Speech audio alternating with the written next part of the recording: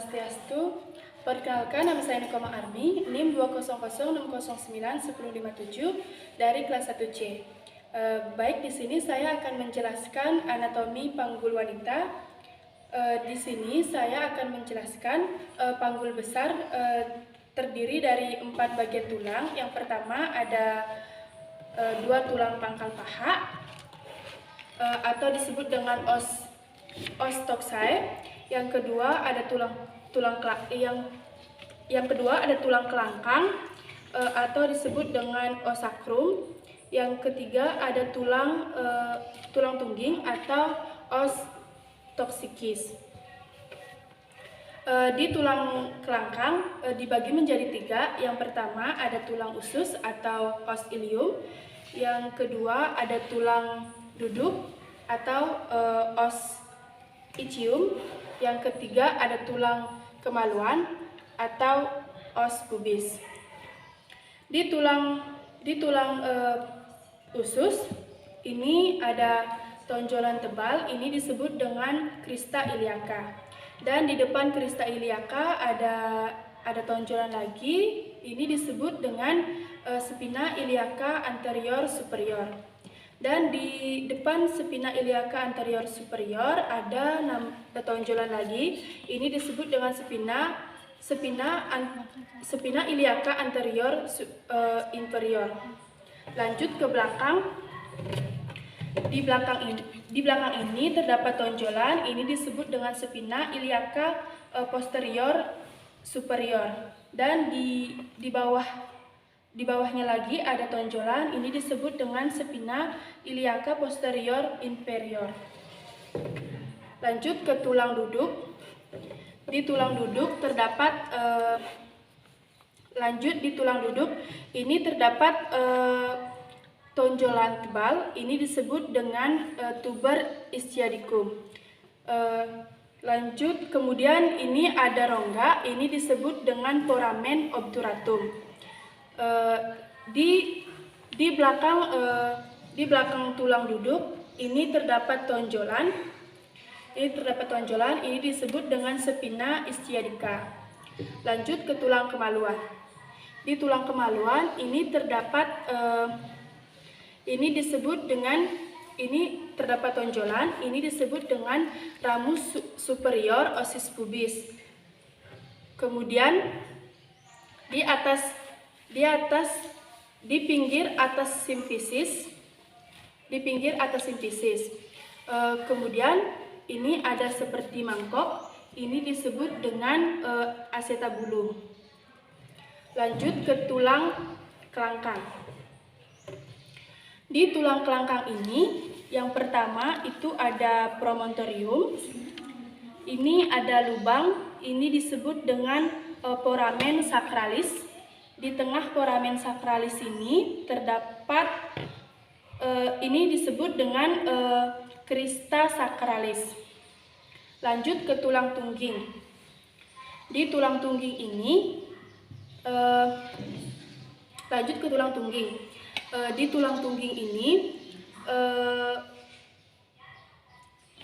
tulang tungging ini mempunyai 2-5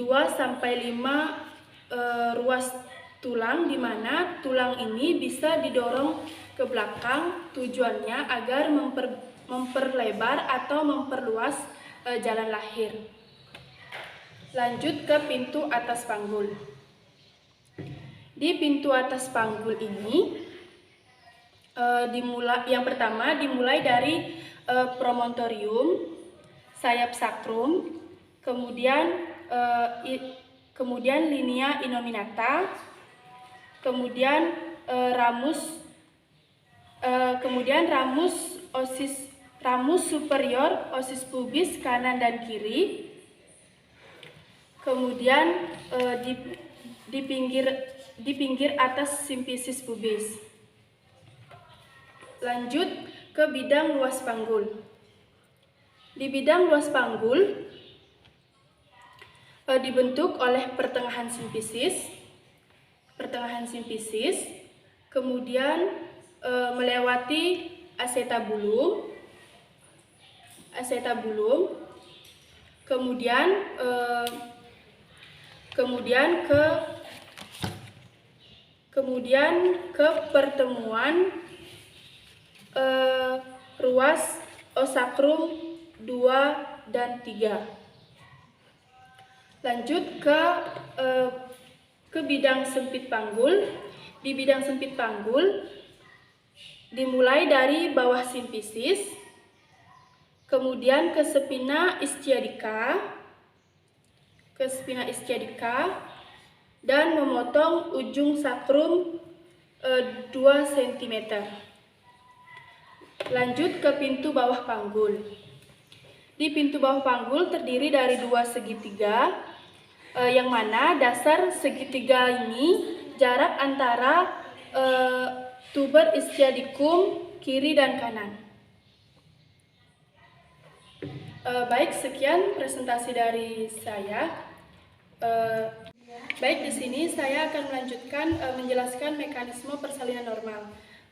Mekanisme persalinan normal adalah di mana terjadinya lahir bayi cukup bulan atau ateram. Di mekanisme persalinan normal ini ada 7 langkah. Yang pertama yaitu engagement. Engagement di mana kepala janin sudah memasuki atas panggul.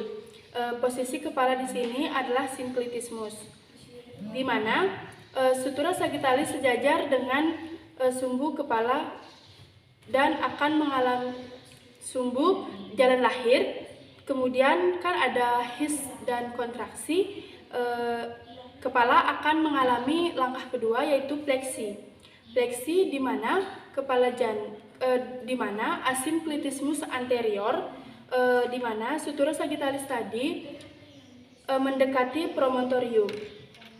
Kemudian kepala semakin turun karena ada kontraksi. Kemudian di sini terjadi perubahan kepala mendekati simfisis.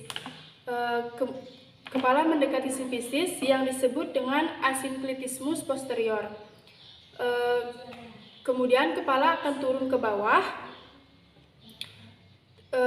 bawah, lalu terjadi langkah ketiga yaitu fleksi, yaitu dagu mendekati dada. Dagu mendekati dada, di sini kepala sudah mencapai os 3 atau os ischiadica. Kemudian secara otomatis kepala akan mengalami putar paksi dalam. Putar paksi dalam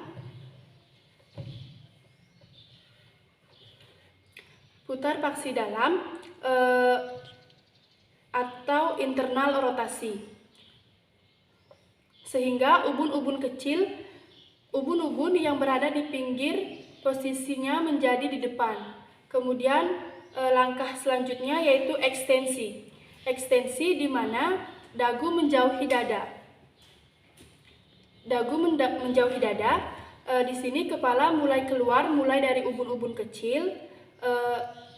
kecil, kemudian mata, hidung, dan mulut. Setelah itu terjadi putar paksi luar. Putar paksi luar atau disebut dengan eksternal rotasi. Kepala akan menyesuaikan sesuai sumbu janin. Lalu setelah itu ekspulsi. Ekspulsi lahir berturut-turut, mulai dilahirkannya bahu anterior, kemudian bahu posterior. Sekian penjelasan dari saya. Jika ada kata-kata yang salah, saya mohon maaf dan saya akhiri dengan param santi. Om Santi Santi Santi.